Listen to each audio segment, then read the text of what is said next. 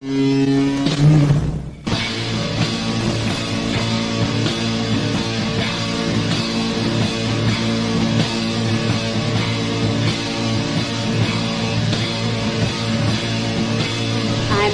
Morris with the NSA. We have identified some very, very interesting anomalous type of aircraft. Traffic is quite luminous and is exhibiting some non-ballistic motion. Over. Moved very rapidly at any speed or whether any direction it wanted to go. Flag could change and go to the right or the left or go crossways without hesitating a bit. What do you think it was? Well, if they call it a flying saucer, that's what it is.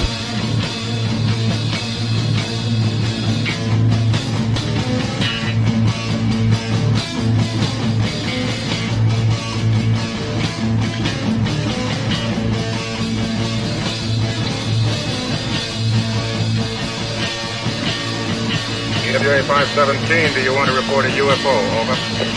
Negative. We don't want to report. Look, it wasn't my worst Wednesday night.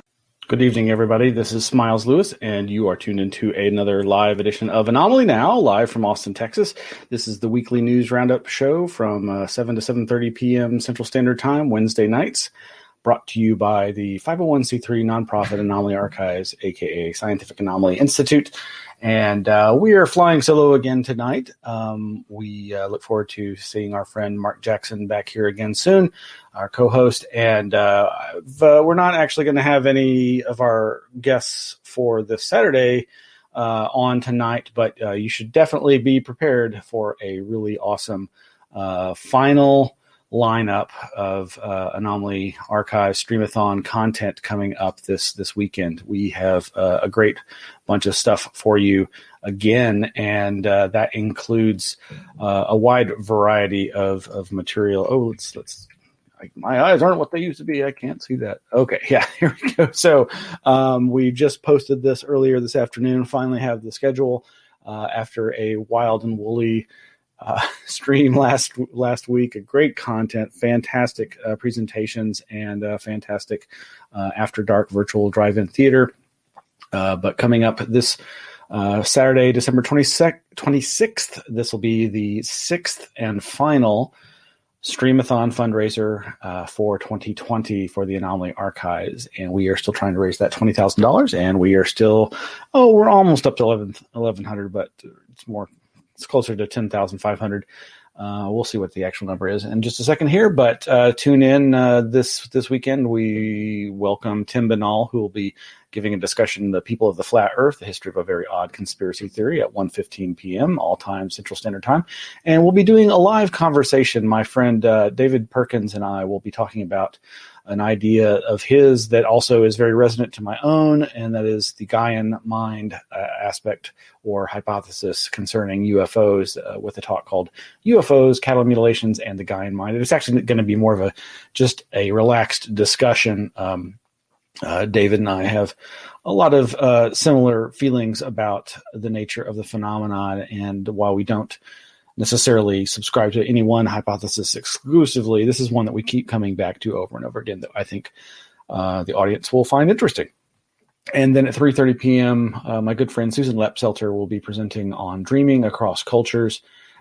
She is a phenomenal anthropologist who teaches in Indiana, and whom I know from back in the 1990s Austin anomaly scene, and looking forward to her talk. And then at 4:30 p.m., we have a pre-recorded presentation from our good friend Susan Demeter, who is over in Italy. And so she, with the help of her husband, Massimo, who also produced some music and video for the first week's Streamathon, she has produced a video lecture on spook lights as places of paranormal pilgrimage. Now, Susan is a very fascinating person and has very interesting ideas about the nature of these strange phenomena, and is very much a pluralist when it comes to the wide variety of possible explanations. And then coming up at 5:15 p.m., Daniel Allen Jones, another fellow Texan, will be talking about Myth OS as an operating system, mythical operating system, investigating simulation theory, non-human intelligence, and unexplained phenomena. Daniel really gets around. In fact, he, I believe, was an accidental participant at the inaugural Paramania in the Dallas-Fort Worth area back in 2016, and I think that's how he kind of worked his way into our little cadre of friends and fellow researchers, and he's just been producing a great amount of content, and got to see him again in 2017 at Roswell, and just around, like he showed up in Austin for a Austin MUFON presentation a couple of years ago. Great guy.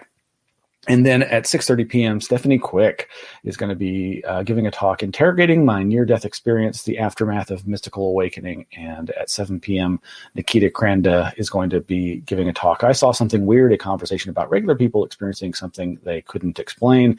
And then we've got an exciting double feature, folks. We're going to have an introductory talk with the director, my good friend Ken Adams, who is a visual artist, visual artist, who is also a good longtime friend of Terrence McKenna, who produced many a video with Terrence, and this one, Imaginatrix, the Terrence McKenna experience, has a very amazing story behind its inception.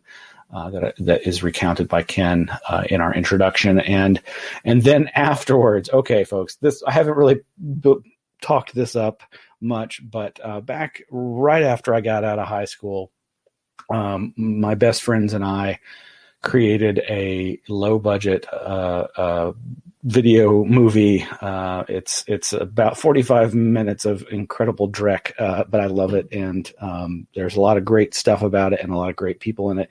I often describe it as the Slacker meets science fiction horror movies like Amazon Women on the Moon and Kentucky Fried Movie. If you know anything about those movies, you know that they feature fake movie trailers and just strange skit comedy. While there's less comedy other than just in the execution of this film, it wasn't intended to be a completely straight performance, but anyway, we're going to be showing it. It's never been seen in the public's eye before, and despite my friend who wrote and directed it really not wanting me to play it, I'm going to play it.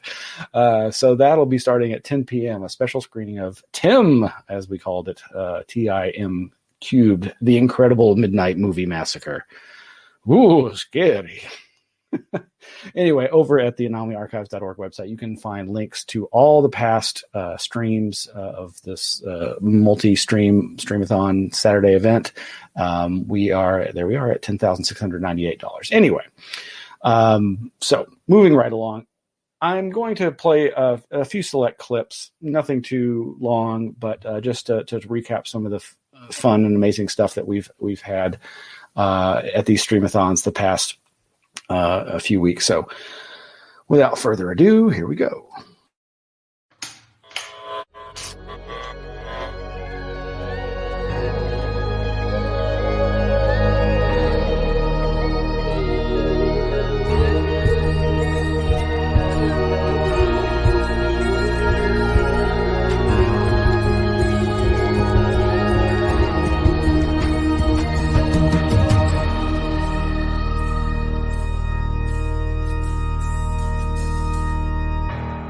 For those of you not familiar with myself or the Anomaly Archives that I founded in 2003, we are a 501c3 nonprofit, the Scientific Anomaly Institute, aka Anomaly Archives. In 2003, I founded the organization with about 1,000 books that I donated as the starting foundational collections of the Anomaly Archives.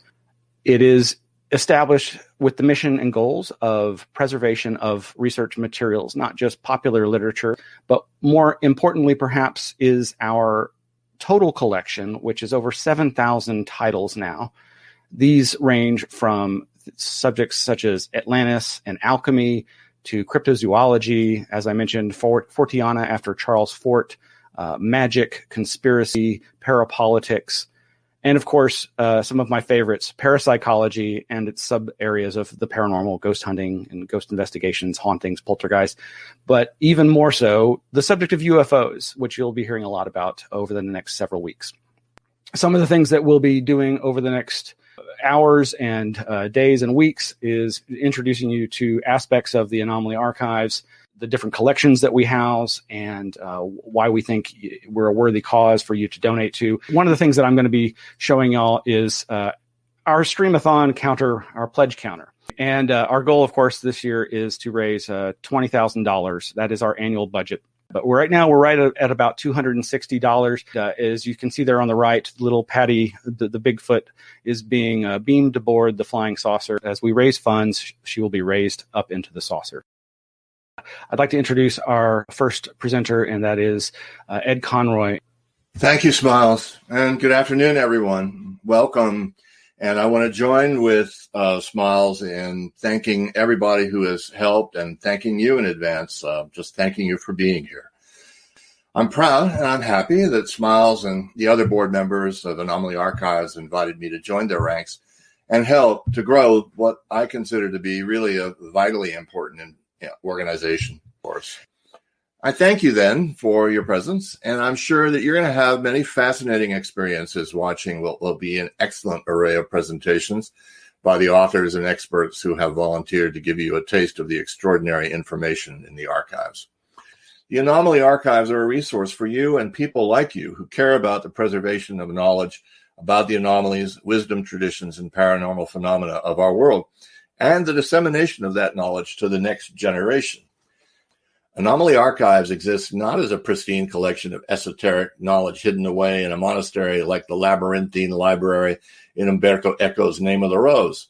No, it exists to be shared, to be used by all of us and many others. Thank you all very much. I am so excited to bring on Zelia Edgar. Hey, Zelia, how are you doing? Hey, fine, thank you. Well, I'm very excited to be here today. Thank you so much for inviting me on.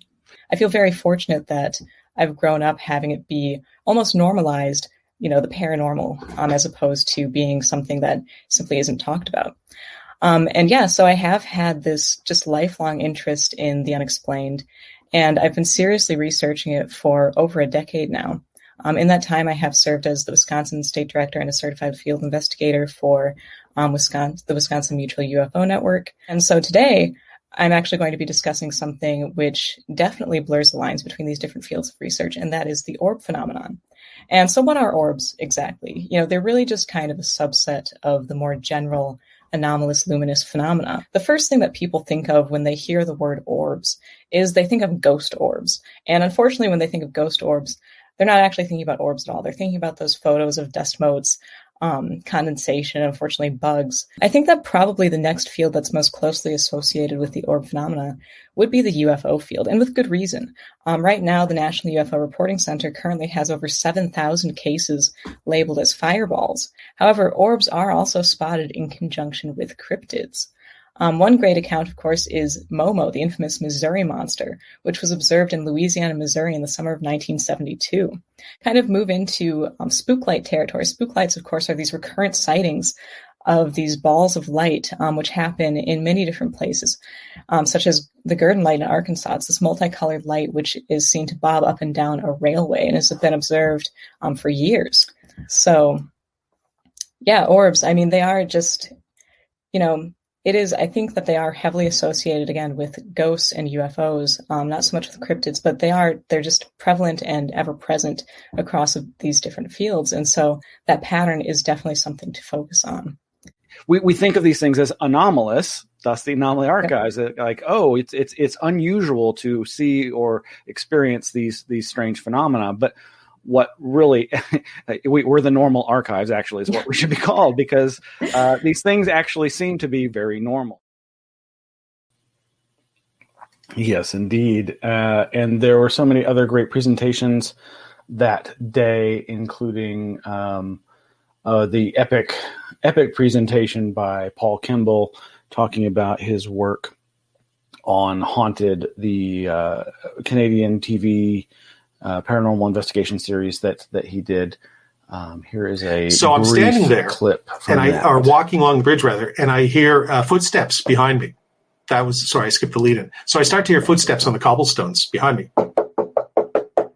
Yeah, okay. So I turn around to see if there's anybody walking behind me. I'm actually kind of hoping there is, because if it's a human being, well, that's a good thing. If I don't see anything, that's not a good thing. So I turn around, I don't see anything, but I feel something. So I spin around, nobody there, footsteps stop, and then boom, a force on my shoulder, and I know it well. I might have done it once or twice when I was working with the police, when a cop grabs you by the shoulder kind of thing. And that is exactly what I felt. So my reaction, this is the only time I can pretend to be a ghost hero or tough guy, is I turn around, because even though I think I'm being followed by shadow demons or whatever, for all I know, somebody could have snuck up and maybe I'm getting mugged. So I'm still partly in that world. So I spin around, plant myself like I'm going to have to pop somebody. There's nobody there. There's nobody making the footsteps. So they spin me one direction, then I get on the shoulder, spin me the other direction, nobody. So as the kids say, I booked. I ran. I don't care who was in Chesky Krumlov that night that saw me running through the streets of Chesky. I actually kind of got lost briefly. I just, boom, off the bridge. I'm going back wherever the Wizard's Castle is, or a police station, or whatever, a bus to Prague, whatever I can find. That's where I'm headed. And there is so much more of interest in his talk, which led into actual 4 full-on episodes of Haunted, the TV series. But yeah, we had such great content that day. That was our first Streamathon, November 21st.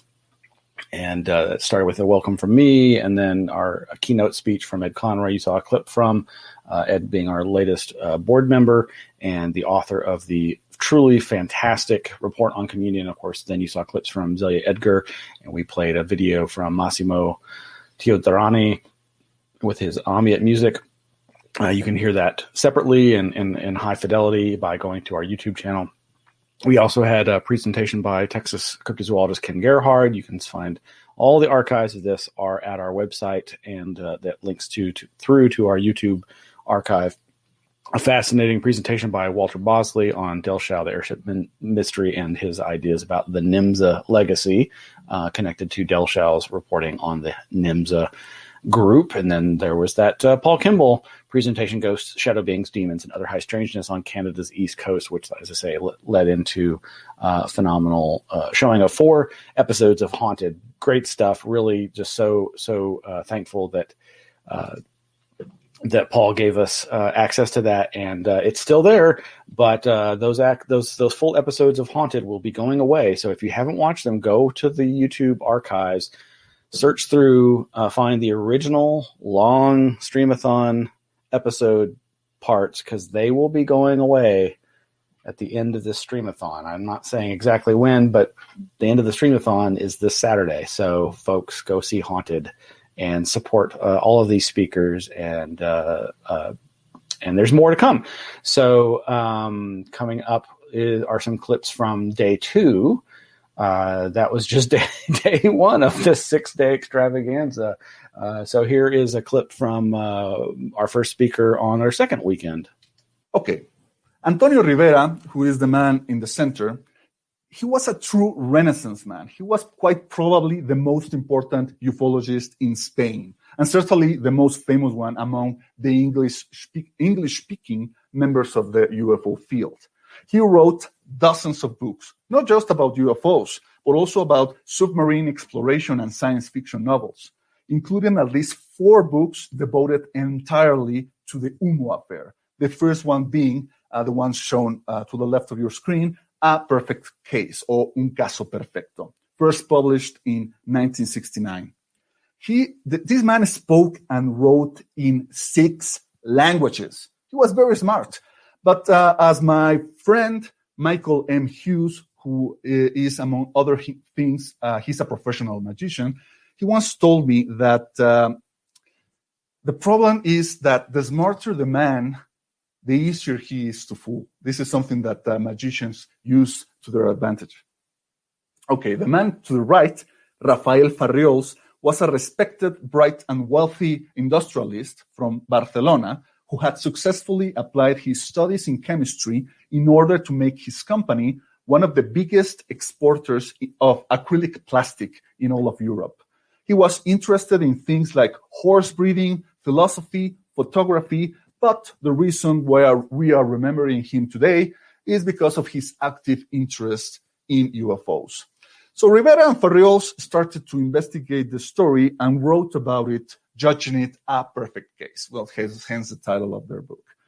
And this was actually a reference to J. Allen Hynek, the Close Encounters man, who had always hoped for a perfect case to finally arrive to meet the harsh standards of the skeptic community. And if you ask me, it's kind of like a tall order saying, this is the one. This is the silver bullet we were hoping for. But, that's what Rivera and Farriols did. And interestingly enough, in the book, Rivera and Farriols omitted any reference to the letters received by Sesma and his Madrid group. Again, this is a phenomenal presentation by Miguel Romero, a.k.a. RPJ Red Pill Junkie, who did that awesome artwork for our new merch store, which features all these different characters. You can see an even better close-up right there. Miguel is an amazing artist, and this was his first presentation, not this particular presentation, but a month or so ago, he did this presentation, or an abbreviated version of it, for the the Strange Realities Conference 2 by our good friends Adam Sane and the Conspiranormal podcast. Anyway, you should go and check out that entire presentation. It's over an hour long and is really fantastic and very informative about the UMO case, which not everybody is very familiar with. But it's one of these cases that went on for a long time, involved a wide variety of phenomena that are often associated with the UFO phenomenon. Am I scaring you yet with the scare quotes? No, just by being me. Okay. Another fantastic presentation was the one right after that one on our second week, and that is by Professor Wham. Oh my gosh, this is such an important presentation, and her work, her dissertation is so important. But here's just a very quick excerpt from the very beginning of this. The action was what I had witnessed.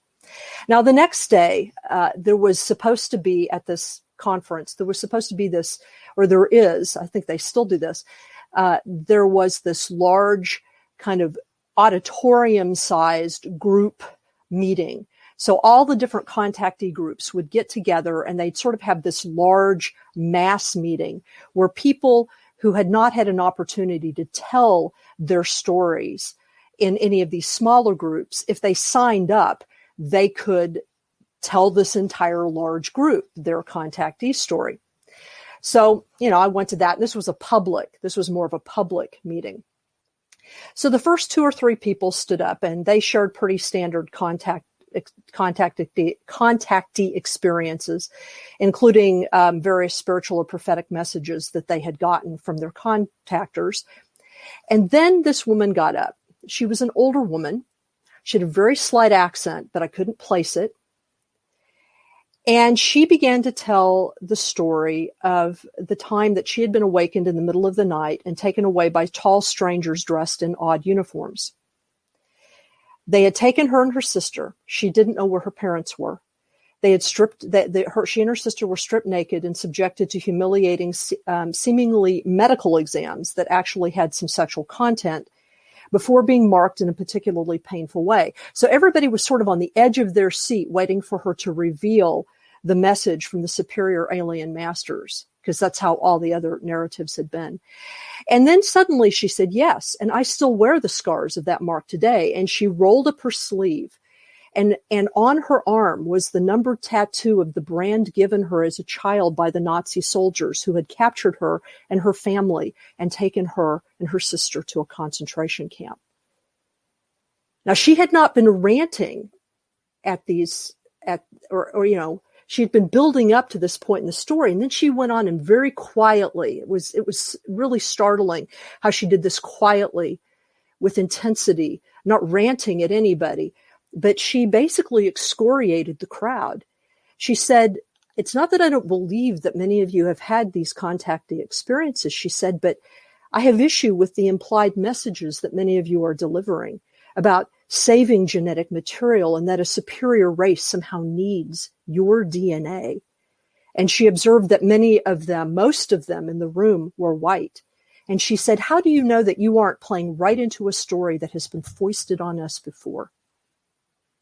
And I mean, you could have heard a pin drop. And I just sat there and went, whoa, listening to her. And people didn't really know what to say. And then so she got down off the podium and left. And there were these couple women that were sitting behind me, and they were muttering to each other. I could overhear them. And one of them said, "Oh, poor dear, she's obviously had a really hard time," in a really patronizing way. I had personally found her to be really articulate, and there was something about what she said that connected to what I had witnessed in the previous room. And so the seeds of this dissertation were born. Now, I didn't begin to write about it until the fall of 2000, and that was after about 6 more years of research. And by that time, I had amassed a wealth of material. So this is what I found. Yes, and he's got the first slide up there. A fantastic presentation, which did attract a little bit of attention. At least one online personality wrote up a brief review of her presentation, commenting on how powerful and interesting it was. So, way to go, Professor Wham. The rest of that day was filled with even more great stuff. There's, of course, RPJ's lecture, Professor Wham's. We had an extended lecture from Brent Rains on the myths and mysteries of the UFO Matrix. He, of course, is the author of a book on John Keel and has been long researching and still continues to investigate and publish on these subjects. And due to a schedule mishap where the next presenter was not able to attend, Brent went long, did great, and also let me play a video of his interviewing folks at one of the past Mothman festivals. And then, of course, we had Canadian ufologist Chris Rutkowski, who has donated his collection to the University of Manitoba to archive his personal archives and collection, and is very much preserving the legacy of his efforts at investigating the UFO phenomenon. And then we had a special screening by Craig Baldwin's fantastically strange mashup of found footage, but with some actual shot footage of A Strange Tale about Jack Parsons, L. Ron Hubbard, Aleister Crowley, and many others. A very fun romp called Mock-Up-On Moo. Yes, I highly recommend you watch that if you missed it. Go check that out. Again, won't be there very much longer, so enjoy it while you can. Meanwhile, so we moved on to the third day, which featured even more great content, including my introduction and Don Webb on the Egyptian concept of the soul. Don is an amazingly interesting fellow who writes a lot of dark fiction and is no stranger to the left-hand path of the esoteric and occult, as the former head of the Temple of Set. And then we had a very epic presentation by Dr. Greg Little, The Mystery of American Mounds and Earthworks, that was phenomenal and fantastic, and I highly recommend it. And then an even more amazing presentation by Joshua Cutchin, Stock and Trade, Expressions of the Changeling Motif in Alien Hybrid Lore. Fantastic stuff. We then had an extended intermission that actually featured a rare presentation from Adam Gorightly, our good friend, the crackpot historian, on were the early UFO contactees ritual magicians. This was presented at a event organized by Skylar Alphagren of the League of Western Fortean Intermediatists, Lo-Fi, their little mini-con in October 2008 in Los Angeles. And then we also played some awesome visual art by Ken Adams and much more. And then we had a great presentation by Paul H. Smith, former military remote viewer, on religious, mystical, and out-of-body experiences, how science thinks it has explained them, and why science is wrong. Good stuff. And then we showed a clip of, we showed the entirety of Remote Viewing Memories by the director Garrett Harkowick, who would be our guest the following week. This is a great little found footage documentary featuring lots of footage of Ed Dames, the infamous remote viewer.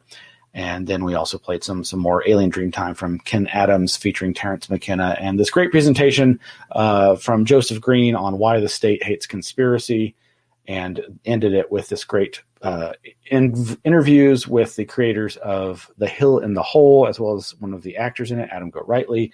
And we've got some clips from those things there, and we're coming up right now. Here is... Because the real condition of human beings is we can have a lot of different thoughts going on, and impulses and moralities, and being pulled in a lot of directions. If you have a polypsychism, say that word again, polypsychism, meaning you think you're made out of a lot of different parts, then you can understand your existence just plain better. Now, warrior societies, as the late Dr. Stephen Polome used to point out, tend to be polypsychic. In other words, there are a lot of parts of yourself, visible and invisible, that do different things. And you can become aware of how some of these different parts act within you. It's a major reason why there's a lot of good things to look at the Egyptian model. Let's look at another aspect of the Egyptian model. In some cultures, particularly those that are attractive to esoteric practitioners, let's say the many different religions that come out of India. Not sure why. But this has been a mystery for a long time, why they did this. Here's another place where they did it. In this case, there's 12 arranged in a circle. This is from Ohio. Again, out of the Smithsonian this comes. And this one's really interesting because the top three individuals had their heads severed, and the skeleton and the skulls were placed between the legs.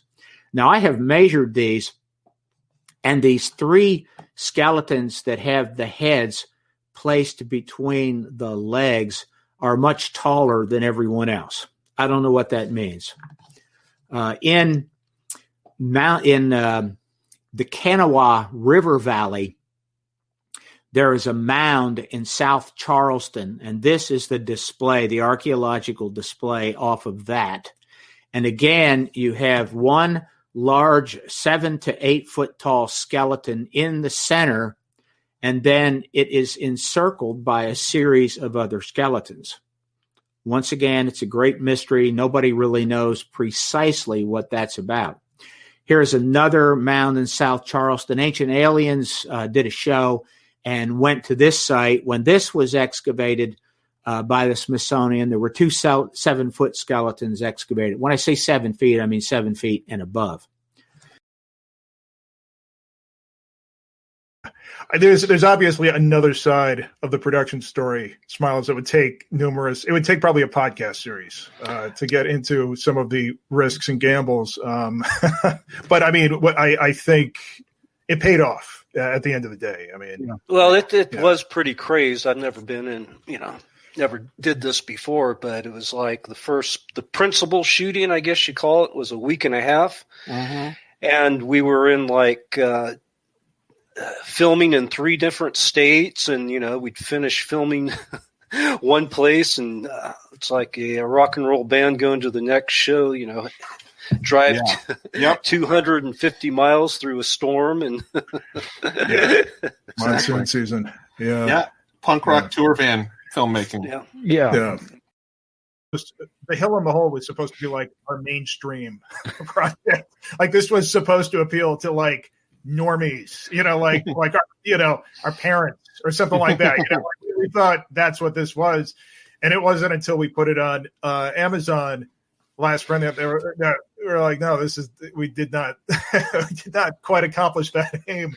But this is as A to B as I think we could possibly get. We might be able to push it, with something else. No idea, but yeah.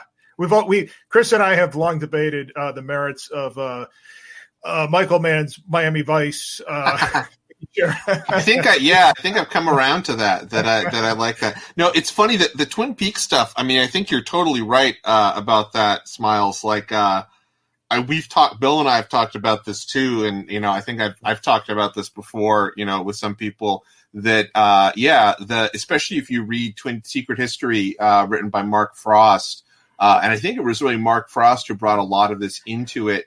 David Lynch definitely has the sort of the influence that I think comes from more Vedic, cosmology, and certainly his interest in like transcendental meditation. But yeah, Mark Frost is writing stuff that in many ways is like Kenneth Grant fan fiction. And if anybody doesn't know Kenneth Grant, he was essentially like an acolyte of Aleister Crowley, and he was writing these books that were essentially linking H.P. Lovecraft mythos in a real like magic with a K way to sort of Crowleyan, these Typhonian current of like real ceremonial magic that was tying in with, everything from UFOs to like New Age stuff. I mean, Kenneth Grant throws the kitchen sink in there. And Indeed. Oh, man, that is a great discussion before and after the showing of The Hill and the Hole. I hope you'll go check that out. And they've released that on Blu-ray now. So if you've not seen it, please go buy it and support them and all the other speakers from this and all the other Streamathons. Moving right along real quickly here to the December 12th, the fourth week of Streamathon. We had these amazing presentations from Michael Hughes, Aaron Gullius, Micah Hanks, Ed Conroy, a special screening of my lecture on my own mystery hum experience, which led into a brief introduction by Steve Colhayes, who is the mystery hum experiencer in Connecticut, who has come up with what he calls the GPS hypothesis, the gas pipeline syndrome hypothesis, about the nature of the mystery hum and what he thinks is the source. And then we aired this fantastic documentary by director Garrett Harkowitz called Doom Vibrations, with guests Garrett Harkowitz and Steve Colhayes. Great conversation before and after that as well. Just fantastic stuff there. You can go see all the links there. We only have a couple of real quick clips. I was running out of time before tonight's show, but what did I just do? There we go. And here is a couple of quick clips. Much. I've spent a lot of time. I've spent a good part of my life working with tarot, studying tarot, and there's just a lot of BS out there. So we're going to address some of that, and hopefully you learn something, or maybe you might get a little, angry because it's something you've believed for a long time. But I do have a disclaimer, so let's get forward. Let's get towards that. Okay, here. And let's go. First of all, disclaimer. That is, much of what you're about to see and hear is an opinion. Tarot reading is an art, not a science. You are free to disagree with my opinions, but the historical information in this presentation is backed by rigorous academic research. Also, naughty words ahead. I'll try to keep them at a minimum. So my story, I discovered tarot back around 1976-ish when I picked up this James Bond 007 tarot deck, which I still have to this day. Really appreciate it. Folks can go to michaelmhughes.com and or you can go to our website and find the links there as well. And of course, he's got a number of books, fiction and nonfiction, that you can purchase to help support Michael's work. And really, just thank you so much, Michael. I look forward to support this guy here. Support all the great work he does. So thank you. Please, I'm going to make a contribution, and I hope you guys will too. And thank you for letting me help with this, because it's a great cause. So. Really appreciate it. Loss of knowledge. And so when we try to document the history of a phenomenon, very much like the Anomaly Archives does, documenting all kinds of things, preserving historical records, collections, personal collections, people's actual personal book collections, their files, their own original research, these kinds of things. That information, if it can be preserved, it can be useful to future decades. Maybe future scientists who are more open-minded or who have had less exposure to an establishment worldview that prevents them from really seeing the benefit of and the merit of the study of these kinds of topics. And if we can preserve that information right now, if we can do what the Anomaly Archives, if it can continue, as I know it will, if we can preserve the information in the way that they are doing, maybe there will be future generations that will be able to do even more with what we're collecting and learning about today than we've been able to do. That's my hope, at least. And so before we really get into this lecture, I really implore people at home, if you have not yet, please consider supporting this endeavor. Please donate to the Anomaly Archives here with the Streamathon. Smiles and the gang have very graciously given of themselves, given incredible amounts of free content. And they've gotten other people, including myself, Aaron before me, and all kinds of other folks who have been contributors, who have given our time. Please consider supporting this effort, because again, it really may mean great importance to our own future and those who come well after us. If we are able to take that action today, it really means a lot. Thank you, Micah, and thank you, everybody else. So those are just some of the clips from the first 4 weeks. I didn't get the chance to make any clips for last week's December 19th, the week 5 Streamathon, but there is so much great content. All the full lectures are available at our YouTube channel. You can go there and see all of them. They're grouped into playlists by day, as well as just a full-on playlist of all the Streamathon content. There, of course, is the list of participants. We did last weekend, sadly, for a variety of very personal reasons, a number of our speakers had to cancel at the last minute, but we did the best we can, and it actually turned out all right, thankfully. But we had a fantastic presentation by my friends Naomi and Richie West on the Mandela Effect and an eyewitness account of future memory.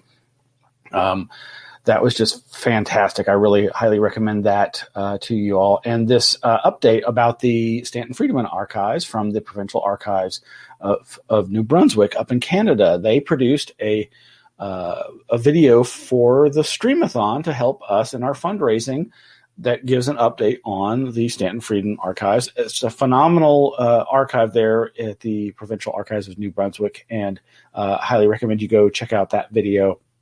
And there's also a little small video before it that's the same people doing more or less the same thing in a condensed format for the local public library system.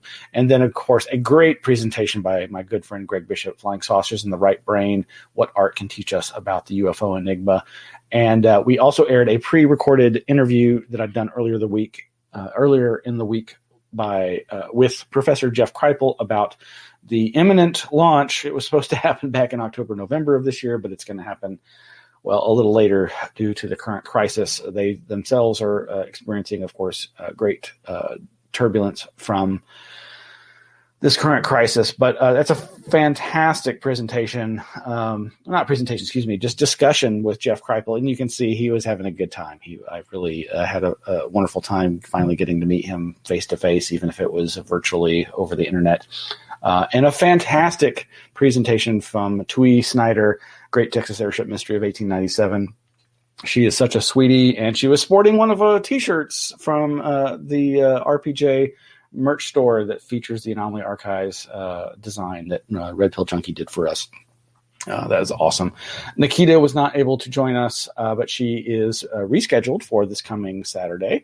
And then we had this fantastic presentation, screening of Love and Saucers, a documentary by director Brad Abrahams.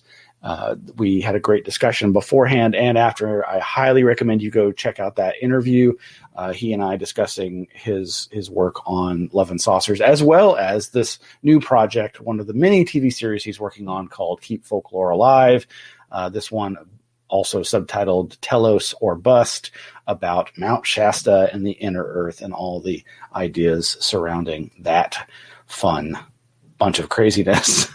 And when I say craziness, again, I mean that in the most friendly way. I find all this stuff fascinating, and I certainly don't generally mean to deride anybody who has beliefs that are different from mine, though sometimes I can't help it. All right. Well, so you saw those clips that we played of Michael Hughes and Micah Hanks. MH? Just content. Anyway, as we have mentioned, we have coming up this Saturday, December 26th schedule. I'll go over that just in a minute, but one more last thing. So this last weekend, we launched a fantastic series of donor gifts. We have some friends, supporters of the Anomaly Archives who have made some amazing offers for those donating above a certain amount. So watch carefully, and if you qualify, send us a receipt for your donation, and you could get some of this great stuff. Hello, everyone. This is Smiles Lewis with the Anomaly Archives, here to tell you about some wonderful donation gifts we have for potential donors to today's Streamathon from supporters of the Anomaly Archives. We have a plethora of options here. For donors of $25 or more, you can choose a special-made kitchen towel with one of 4 para-themed designs, which we'll show you in just a second. This is not one of those designs. However, this is an example of what we mean by kitchen towel. And again, that design is not available. But if you donate $25 or more, you can get a kitchen towel. If you donate $50 or more, you can choose a special-made tote bag with one of the 4 para-themed designs that we'll show you momentarily. Or if you donate $75 or more, you can receive a special-made kitchen towel and tote bag with a para-themed design. The 4 para-themed designs are as follows. Please indicate them in your email to us. Design number 1 is the alien baby, and please refer to these by their number. So whether you want the towel or a tote bag, depending upon what you donate, you can select the alien baby for the design, or you can select number 2, which is You Are Not Alone, the alien and a UFO design. Again, that's option number 2, alien in UFO design. The third design available for the towel or tote is this awesome dark Bigfoot stitching looking silhouette. That's number 3, is the dark Bigfoot design. And the final last design is design number 4, Bigfoot Believes in You. That's number 4, Bigfoot Believes in You for your tote or towel. Again, donors of $25 or more can choose a kitchen towel with one of those 4 designs. Donors of $50 or more can choose the tote bag with one of those 4 para-themed designs, and donors of $75 or more can receive both the kitchen towel and tote bag with those para-themed designs. And those are Alien Baby, number 1, Alien and UFO, number 2, Dark Bigfoot, number 3, and Bigfoot Believes in You for number 4. We also have another option. If you donate more than $50 while supplies last, a special gift for Streamathon donors from the publishers at anomalistbooks.com. That's right. Those awesome publishers over at anomalistbooks.com are offering, for a very limited time, donors of $50 or more can receive a free book of the publisher's choosing. You do not get to choose which book. They choose which book they send to you to give to you for free for your donation of $50 or more. So if you are unfamiliar with them, you can go to anomalistbooks.com and check out all the amazing books that they have there. Again, so starting from the top, we've got $25 or more gets you the kitchen towel with one of the 4 para-themed designs. $50 or more gets you the tote bag with one of the 4 para-themed designs. $75 or more gets you the kitchen towel and tote bag with a para-themed design. And those designs are number 1, Alien Baby. Number 2, You Are Not Alone, Alien and a UFO. Number 3, the dark Bigfoot silhouette stitching design, and or number 4, Bigfoot Believes in You. Or if you donate $50 or more, you can receive a book of the Anomalist Books publishers choosing. The towel, tote, and book gifts cannot be combined. They are 2 separate gift offers. We want you to send your evidence of your donation, your email receipt for your donation, to streamathon@outlook.com. Again, if you were interested in any of these wonderful gifts from supporters of the Anomaly Archives, send your donation, your receipt to the email Streamathon, that's STREAMATHON @outlook.com. Be sure to specify which para-theme design you want for your towel and or tote using these numbers. 1 equals Alien Baby, 2 equals Alien and UFO, 3 equals Dark Bigfoot, 4 equals Bigfoot Believes in You. Or if you are looking for the $50 or more donation from matching gift from Anomalous Books, specify that you want the book. All right. Thank you so much. These are great offers, and we really appreciate all the support from our donors and these great friends of the Anomaly Archives. Thank you. All right, folks. So if you qualify for any of those awesome offers, send your email to streamathon@outlook.com. And coming up this Saturday, as we've said before, is this Saturday, December 26th, starting at 1 p.m. is the launch. I'll say welcome and give you all an update on everything. And then at 1:15 p.m. Central Standard Time, Tim Banal will be discussing People of the Flat Earth, the history of a very odd conspiracy theory. At 2:15 p.m., David Perkins and I will be having a friendly discussion about one of our favorite hypotheses about UFOs, the Gaian hypothesis, UFOs, cattle mutilations, and the Gaian mind. At 3:30 p.m. Central Standard Time, Susan Lepselter will be giving a presentation on dreaming across cultures. At 4:30 p.m., Susan Demeter will be presenting on spook lights as places of paranormal pilgrimage. And at 5:15 p.m., Daniel Allen Jones will be giving a presentation called Myth OS, Mythical Operating System, Investigating Simulation Theory, Non-Human Intelligence, and Unexplained Phenomena. And then at 6:30 p.m. Central Standard Time, Stephanie Quick will be discussing Interrogating My Near-Death Experience, The Aftermath of Mystical Awakening. And at 7 p.m., Nikita Kranda will be presenting I Saw Something Weird, a conversation about regular people experiencing something they couldn't explain. And then begins the After Dark Virtual Drive-In Theater. We'll have part 2 of this, and it'll have separate links, so you'll have to switch over to a different stream. At 8 p.m., Ken Adams will have an introduction where I talk with my good friend Ken Adams, a visual artist who is the director and producer of Imaginatrix, the Terrence McKenna Experience, which we will be showing. And then at 10 o'clock, a special screening of the never-before-seen in public Incredible Midnight Movie Massacre, a low-budget film that I funded and produced, that was written and directed by a good friend of mine and stars all my good friends from that era and features a variety of locations across Austin. I've described it as the Slacker of science fiction and horror, and akin to Amazon Women on the Moon and Kentucky Fried Movie because of its use of fake film trailers. That's just about all I'm going to tell you about that. Anyway, okay. Well, thank you all for tuning in tonight. This has just been a informal recap and review of some of this past 5 Saturday Streamathons, 5 weeks of 6 to 9 hours of content every Saturday for free as part of the donation process. We are trying to raise $20,000, our annual budget for the Anomaly Archives, a 501c3 nonprofit called the Scientific Anomaly Institute here in Austin, Texas. And we are also looking for a new location. We are about to be homeless. Hopefully we won't actually get kicked out, but we are not being allowed to renew our lease at our current location. It's nothing personal. This other nonprofit just needs the space.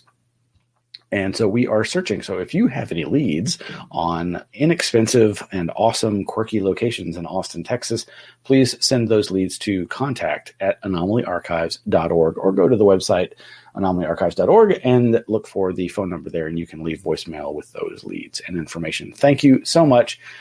Thank you all. I know this is a terribly difficult time for everybody.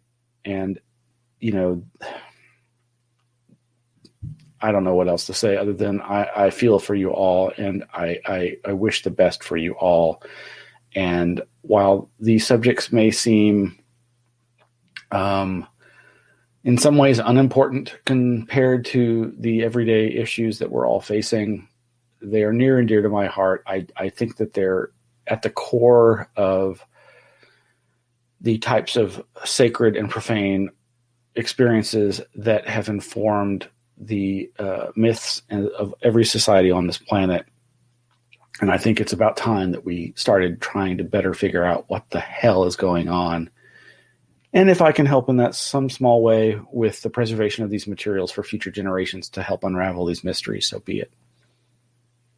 Good night.